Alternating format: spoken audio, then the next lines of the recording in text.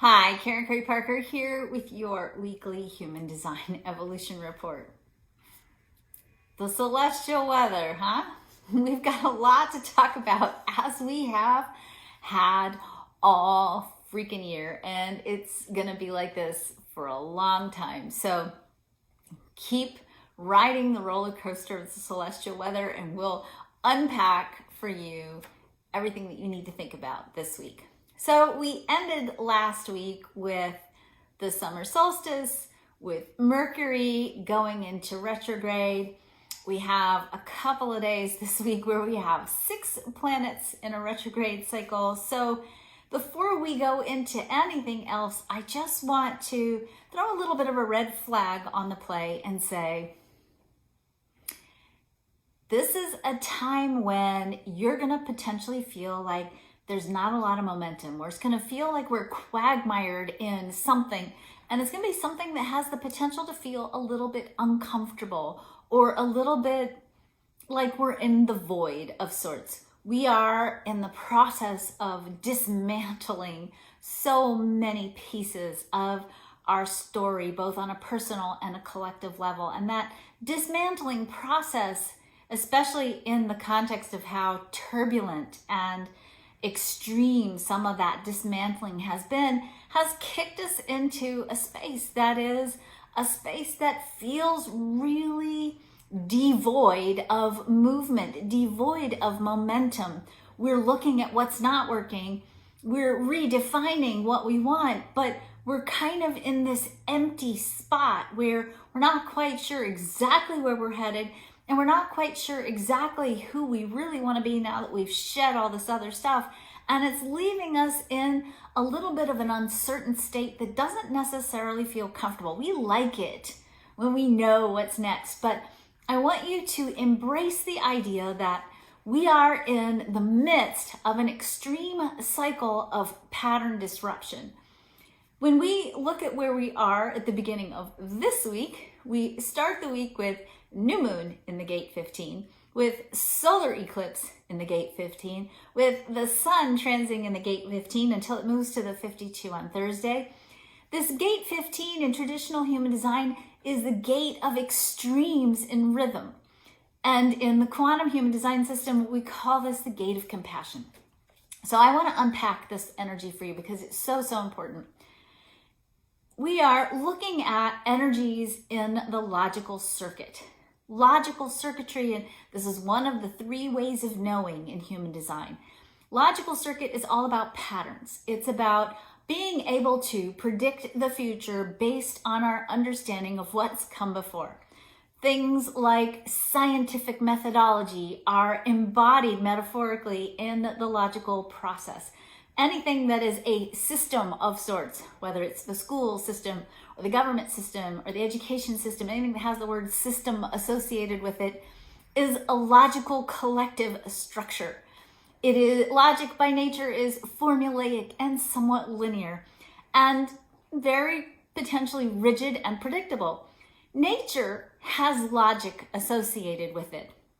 Now, I want to make sure that you understand I'm talking about logic and patterns and not reasoning, which is something very, very different. And I think in our culture, when we talk about logic, we equate it with reasoning, and it's not reasoning necessarily. It's just patterns and understanding patterns. So nature has patterns. In fact, the patterns of nature give us comfort and help us do the right thing that we need to do to ensure our survival, right? We plant our gardens in the springtime because we know that that's going to be the season that most likely is going to lead to a healthy crop in the fall. We plan our days according to the movement of the sun. We have rhythm in nature that gives us information that allows us to tailor our actions to best meet our needs. But even built into logic, we have the potential for disruption in the pattern. If you think of the rhythms of nature, like sunrise and sunset and seasons, the things that are predictable about nature, we also know that nature has cataclysmic events that disrupt the natural patterns or the daily or the weekly or the monthly or the seasonal patterns, right? We have hurricanes and tornadoes and earthquakes and other kinds of events that disrupt the pattern. And that disruption oftentimes can lay waste to the landscape, right? And sort of force us to have to build anew. And every time we have a disruption in that pattern, it gives us an opportunity to rebuild. And when we look at the idea that we are by nature evolutionary beings designed to grow and expand in consciousness and embody with each revolution of each revolution in our evolution, we are designed to grow and grow more towards the expression of the heart. Disruption in logical patterns, extreme disruptions in logical patterns, create the potential for compassion, for us to realign our patterns with heart so that we can move closer and closer to unifying ourselves around pattern ideas that ultimately are rooted in the heart, in compassion, and create for us ultimately a way of organizing ourselves together in unifying ways, in an egalitarian way that makes sure that each and every one of us in the process of crafting and engineering our own lives, that we all have a voice, we all have a seat at the table. We're not there yet, okay? That part I get. And I want you to understand that part of what's going on in this cycle that we are in is we are disrupting the pattern. We are looking at the infrastructure and what's not working in the infrastructure, what's out of alignment with compassion, what's out of alignment with a pattern that is equitable and just and sustainable and abundant. And we're taking it down. We are in an extreme way disrupting that pattern. And maybe we need to even be more extreme in some cases in disrupting that pattern. And we're creating an opening ultimately for us to rebuild, to change the nature of the landscape of the human story, and to rebuild with compassion from heart a new way of being in the world that is egalitarian, that is equitable, that is just. So we're getting there. We're getting to those places that we, maybe in the heart of who we are individually and maybe even in collective groups, we've been longing for a long, long time. But it's a process that isn't necessarily going to happen overnight. It's a process that takes an enormous amount of consciousness and awareness and deliberation and an attunement to what's needed next to build something new as we dismantle what's not working. So this energy right now, especially with the intensity of the number of planetary positions in, it's also part of the nodes that we're in right now. Our nodes are in the 15 and the 10, meaning where our plot line for our story, our human story that we're in the middle of, is all about taking things apart in extreme ways and rebuilding them with compassion. So this is what we're in the midst of right now, this extreme, intense disruption in the pattern. Here's the parts, some other parts for you to consider. The Earth this week is in the gate 10, starts in the gate 10. Now we started this at the end of last week. We're moving into this energy again until Thursday. And I'll tell you about Thursday in just a minute. But this gate 10 energy, this Earth energy, is what grounds us. It's what has to be in place first. It's the foundation upon which we build in order for us to more effectively be able to fulfill the purpose that the sun is bringing us. The sun is saying, hey, we need to be more compassionate. We need to unify ourselves around compassionate ideas and share more of who we are and what we have with each other. The 10 says you can't do that until you love yourself first. Here's the deal. If we're going into a situation where we're building from a place of compassion, if you go into a place of building or amplifying the compassion, you can only amplify that compassion to the degree to which you love yourself. If you don't love yourself, you have, first of all, you run the risk of sliding into blaming mode, sliding into victimhood mode, and putting other people in the position where you're holding them responsible for making you feel loved. That's the first potential. The second potential is you go into anything you create with a hidden agenda. Or maybe it's not even so hidden sometimes. And that hidden agenda says, hey, I'm going to do all these great things and I'm going to share all this stuff. And I'm going to do it because you're going to see how lovable I am when I do these amazing things for you. That hidden agenda only carries you so far until it starts to backfire. And it starts to backfire in a depletion of energy, it'll start to backfire in the form of resentment, or it'll start to backfire in a way that doesn't make the act that you took originally, no matter how well intended it was, it doesn't keep that compassionate action in a sustainable place. Hidden agendas are like having really bad chinking in your log cabin. Your house that you build, if you're out of alignment, is going to eventually crumble. You can't build sustainably if there's underlying hidden agendas. So when you're trying to prove your lovability or your value by doing good things because you're trying to define yourself as a good person and you're not really doing it first from a place of self-love, the intention is there, the desire is there, but it can't hold and it can't last. And it starts to make it very, very messy and very, very personal. And it moves it out of the place of service into potentially a place of martyrdom, which by nature isn't sustainable, or other more complex, more subtle, but messy, unsustainable patterns of creating. So you got to tackle the self-love piece first. Now, I've been telling you guys this for weeks now. We are in a cycle where one of the biggest things we all need to be doing on a personal level is clearing our own karma around our self-worth and our lovability.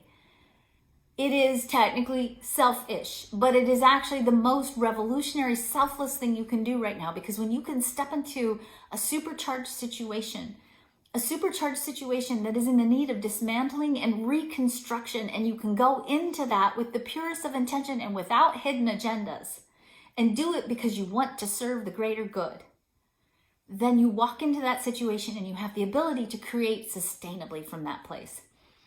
I can't stress for you enough how important this work is. And so on Thursday, when the sun moves into the gate 52 and gives you the big picture perspective on what's going on, and the earth brings you in the gate 58, the gate of the joy of mastery, we get a little bit of a pause at the end of this week, which is good. We need it. We've had a really rough roll lately, and it's not going to necessarily get any better. And that rough roll that we're in is calling on us to take pauses, to take little places in this process of taking everything down where we pause and we connect in the stillness of these pauses with whatever work we need to do on the internal plane first, so that we can create then more effectively in a more aligned way on the external plane. So I want to really remind you that you've got to, of course, do the work of taking things down. Of course, do the work of continuing to hold the vision of where we want to go. But you've also got to do the work of clearing your own personal karma around these issues. We can't build sustainably. We can't build equitably. We can't build justly. We can't build abundantly or peacefully if we're bringing our own stuff, our own hidden agendas, our own need to prove our value, our own need to prove our lovability into the mess. Do the right thing because you have the energy and the foundation from which to do the right thing. Don't do it because you're trying to prove something else, or you're trying to do it out of guilt or blame or shame or whatever else might be accompanying your own issues.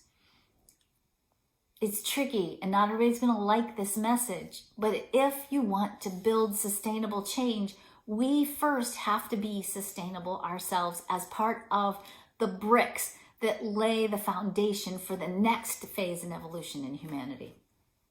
All right, so again, gentle reminder, we have 2 days this week where we have 6 planets in retrograde, and then Venus goes direct. So we are definitely still quagmired in the cosmic goo. And I want to encourage you to think of it this way. The planets are saying, whoa, time out. You guys are doing good work. You guys are doing massively important work. You're really taking things down that need to be dismantled. You're doing the work of the world right now. You're setting the stage for a rebirth of the human story. And we're proud of you. And we're so thankful for you doing this work. And pace yourself. Slow and steady wins the race. And I will say to you, and I've said this to you guys before this year, but I'll say it again, and this is what I tell my kids all the time. Life is long. It's not short. We say life is short. I've lived long enough to know life is long. And it's long enough for us to be able to make the changes necessary, to be resilient in this process of transformation, and for us to do it in a way that supports us in doing our own inner work, becoming vessels of love ourselves, so that other people can then drink from the container that we're holding, and they can become fulfilled, and we stay fulfilled ourselves.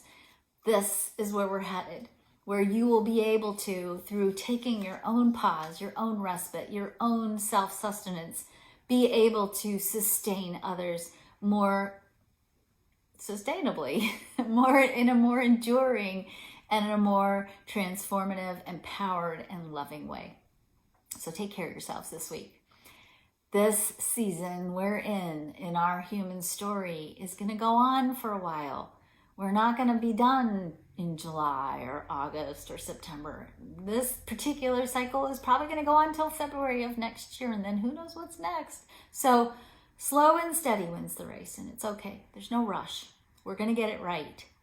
But keep focusing on clearing up your own karma around your value, because you need to remember that you are a once-in-a-lifetime cosmic event, and so is everybody else on the planet. We need to all start acting that way, all right? Have a great week.